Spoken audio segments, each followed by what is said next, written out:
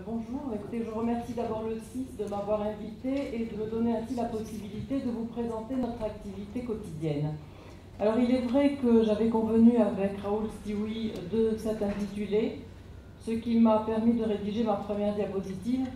Et puis je me suis dit que je risquais peut-être de vous ennuyer à cette heure tardive, donc les 10 diapositives suivantes porteront plus sur une illustration de l'activité elle-même, qui vous permettront bien d'en connaître le cœur et le fond. Alors les missions du Comité régional d'éducation pour la santé sont celles d'un centre de ressources, c'est-à-dire que nous organisons des formations initiales et dans le cadre de la formation continue. C'est un centre de ressources documentaires qui dispose donc d'un fonds documentaire portant sur toutes les thématiques de santé publique et tous les publics, puisque nous ne sommes pas du tout spécialisés sur une thématique ou sur une autre.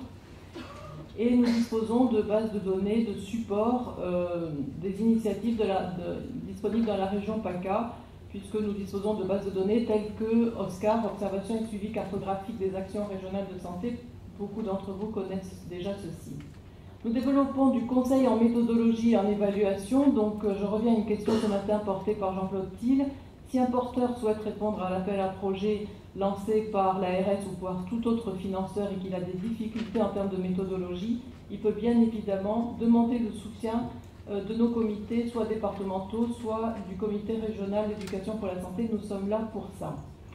Nous contribuons à la concertation avec les responsables institutionnels en faveur d'une politique régionale de santé. Nous relayons les campagnes nationales de prévention, telles que notamment les campagnes de vaccination et d'autres. Nous animons un réseau de comités départementaux, il y en a 6 dans notre région, et nous impulsions avec eux des actions d'éducation pour la santé à caractère régional. Mais en fait, ce que je souhaiterais plus vous présenter cet après-midi, c'est comment nous arrivons à mobiliser nos ressources internes et nos partenaires externes autour d'une problématique telle que par exemple aujourd'hui, celle que j'ai choisie, c'est la prévention et le dépistage des cancers, d'une manière cohérente, d'une manière partenariale et d'une manière engagée dans le temps, dans la durée.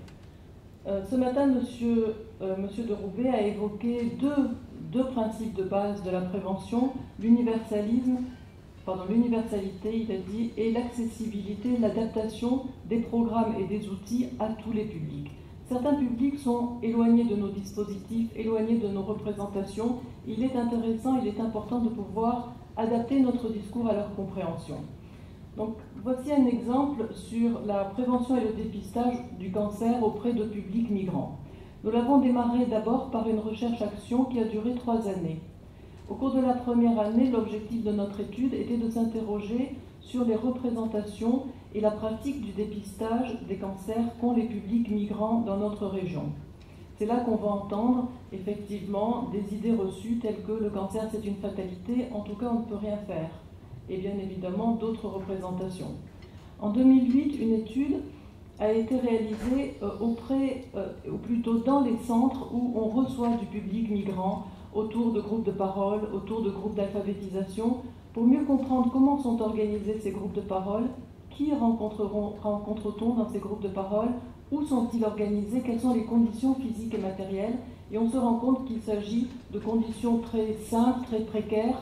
Il n'y a pas de tableau, il n'y a pas de vidéoprojecteur, il n'y a pas d'écran, c'est simplement parfois des salles d'attente, parfois des centres sociaux. Donc c'était important pour nous de savoir comment un jour on allait pouvoir rencontrer ce public de la manière la plus efficace possible.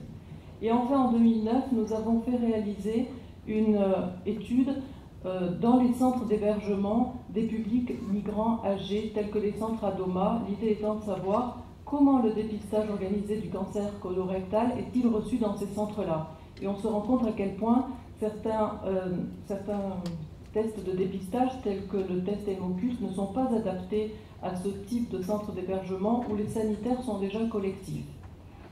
Au terme de ces 3 années d'études, nous avons compris qu'il était essentiel de pouvoir créer un outil qui réponde aux besoins et aux demandes des publics rencontrés, qui s'adapte à l'environnement physique dans lequel ces personnes se regroupent et qui soit intégré dans un dispositif. Et nous avons choisi de créer un outil qui s'intitule Magnète Santé, qui puisse être intégré dans le dispositif d'alphabétisation. Je pensais à la base tout naïvement que l'alphabétisation se faisait par des cours autour d'outils tels que le Becherel. Ce n'est pas du tout ça. Ce sont des temps de rencontre, des temps d'échange avec des outils que des bénévoles ou des intervenants se créent eux-mêmes. Donc créer un outil, Magnète Santé, qui permettrait, dans le cadre de l'apprentissage de la langue française, d'avoir recours à du vocabulaire relevant de la santé, du cancer, du dépistage, nous semblait être quelque chose d'intéressant. Donc nous sommes partis des acquis de nos différentes études, de ce que nous révélait le baromètre cancer 2010, pour réaliser ce support, qui est un support qui se transporte très facilement. Il s'agit donc de 3 grandes planches de 2 mètres de hauteur, magnétiques, l'une représentant une silhouette d'homme, l'autre une silhouette de femme, et le troisième les repères de la consommation du plan national nutrition santé. Ces 3 planches sont accompagnées de petites cartes magnétiques. Par exemple, les Magnètes santé et cancer sont les suivantes. Il s'agit d'une série de cartes, par exemple, sur les médecins spécialistes, par exemple sur les risques, par exemple sur les facteurs de protection, et par exemple sur le dispositif de recours au dépistage. Alors ce sont des jeux de cartes comme les 7 familles qui s'apposent, elles sont magnétiques, hein, c'est simple, qui s'apposent sur les silhouettes et qui permettent d'engager un dialogue avec le public rencontré.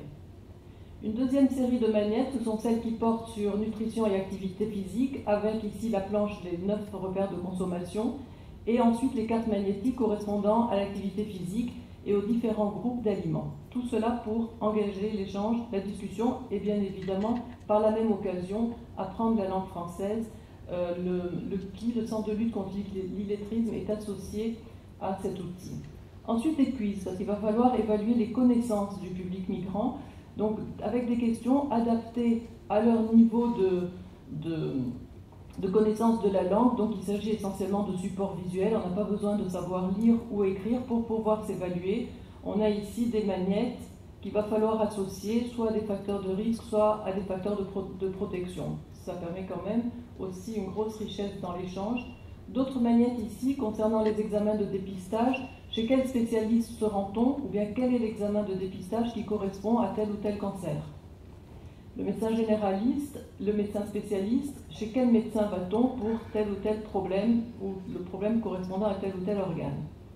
Et enfin, sur le dépistage organisé, tout le processus, toute la démarche concernant le dépistage organisé du cancer du sein et celui concernant le dépistage organisé du cancer colorectal.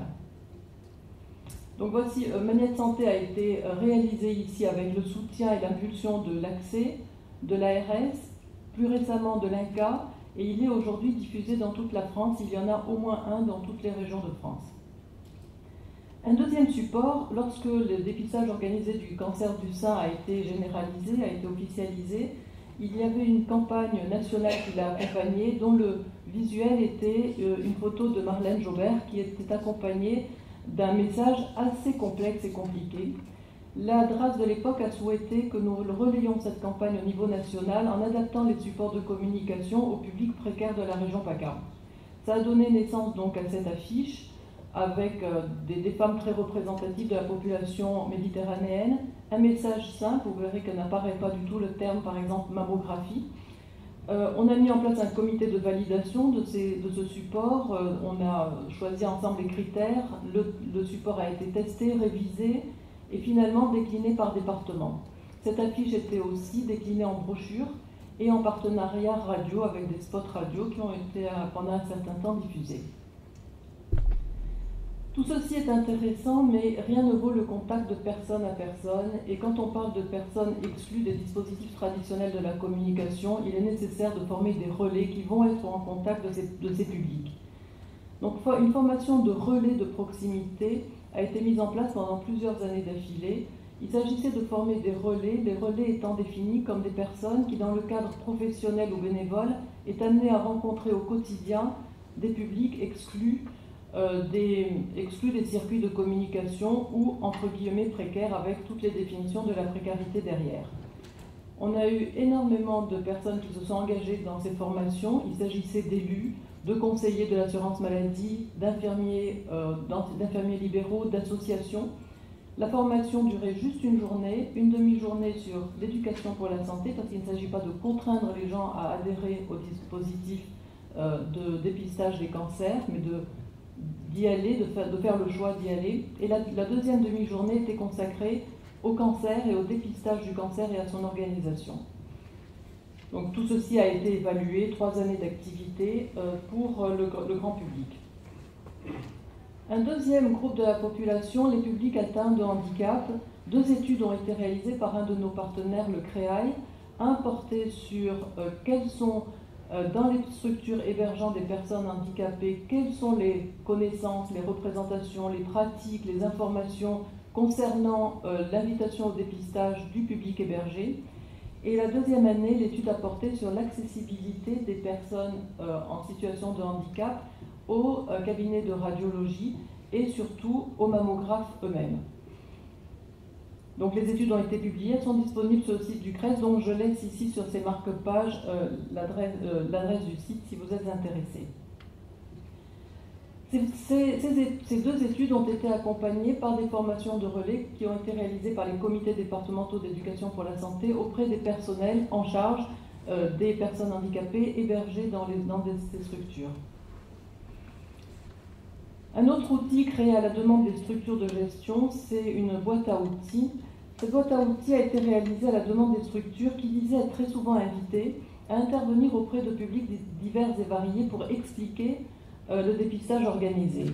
Tantôt il s'agissait de publics médecins, tantôt il s'agissait de publics extrêmement éloignés de toute information médicale, de grand public, de personnes précaires, de personnes en formation. Et ils nous ont dit toute leur difficulté d'avoir chaque fois à créer des outils adaptés. On revient au concept de l'outil adapté. Donc le choix s'est porté vers la réalisation d'une boîte à outils qui avait donc de nombreux objectifs pédagogiques, mais il s'agissait essentiellement de mettre cette boîte à outils à la disposition des professionnels amenés à intervenir dans le cadre de l'incitation au dépistage. Pour créer cette boîte à outils, il a été nécessaire de repérer déjà qui seraient les personnes qui seraient amenées à l'utiliser. Des professionnels certes, mais également des personnes relais. Quel type d'outils existait déjà sur le cancer et les dépistages en France et dans les pays francophones?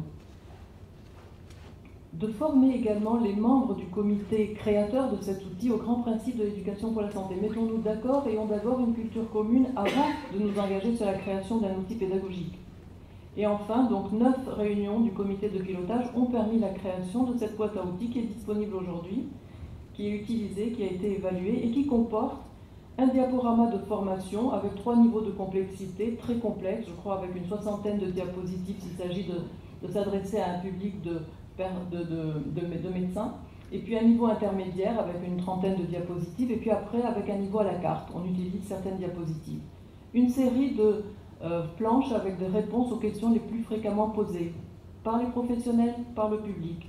Une présentation de techniques d'animation, comment anime-t-on un groupe de parole, le focus group et la photo-expression. Et on a créé aussi une photo-expression créée de 50 photos qui permettent d'engager le dialogue avec des publics